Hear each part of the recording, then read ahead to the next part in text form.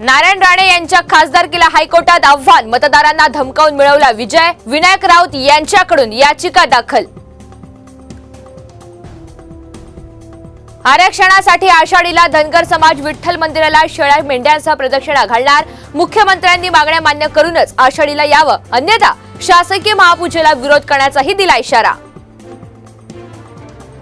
पूजा खेडकर यांच्या आई आणि वडिलांविरोधात गुन्हा दाखल, पिस्तूल रोखल्यासह इतर आरोपांखाली गुन्ह्याची नोंद। अहमदनगर शहरात कोयता गँगचा धुडगूस, दहशत माजवण्यासाठी गुंडांकडून छोट्या टपऱ्या पाडून नुकसान करण्याचा प्रयत्न, 3 गुंडांना अटक। मध्य आणि हार्बर रेल्वे मार्गावर उद्या मेगा ब्लॉक, ठाणे ते दिवा आणि कुर्ला ते वाशी दरम्यान दुरुस्तीची कामं केली जाणार। महाबळेश्वर पाचगणी शहराला पाणी पुरवठा करणारा वेण्णा तलाव ओव्हरफ्लो, शहराचा पाणी प्रश्न मिटला, नागरिकांमध्ये समाधान।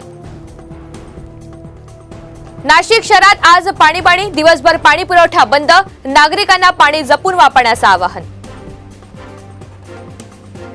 नाशिक जिल्ह्यातही दमदार पावसाची प्रतीक्षा कायम, पावसाअभावी जिल्ह्यातील अनेक भागात दुबार पेरणीचं संकट, शेतकऱ्यांची पिकं पेरणी धोक्यात। पुण्यात उद्यापासून पावसाचा जोर वाढणार असल्याची शक्यता, तर पुण्याला पाणी पुरवठा करणाऱ्या धरणांचा पाणीसाठाही वाढला। नवी मुंबईत पावसाचा जोर वाढला, दिघा, ऐरोली, कोपरखेरणे, वाशी, नेरूळ आणि बेलापूरमध्ये जोरदार पाऊस। मुंबई नाशिक महामार्गावर आजही पुन्हा वाहतूक कोंडी, पुलाच्या कामामुळे गेल्या आठवड्याभरापासून नागरिकांना प्रचंड मनस्ताप। सिंधुदुर्गातल्या फोंडा घाट मार्गे कोल्हापूर वाहतूक अखेर आजपासून सुरू, गेल्या काही दिवसांपासून पावसामुळे बंद होती वाहतूक। अमरावती 2 चिमुकल्यांचा कॉलरामुळे मृत्यू, पाईपलाईन लिकेज झाल्यामुळे गावकऱ्यांना दूषित पाण्याचा पुरवठा, प्रशासनानं चिमुकल्यांचा बळी घेतल्याचा आरोप। पुण्यातील चतुर्शृंगी, डेक्कन आणि विश्रामबागमध्ये पार्किंग व्यवस्थेत तात्पुरते बदल, वाहतूक सुरक्षित आणि सुरळीत होण्यासाठी महत्त्वाचा निर्णय।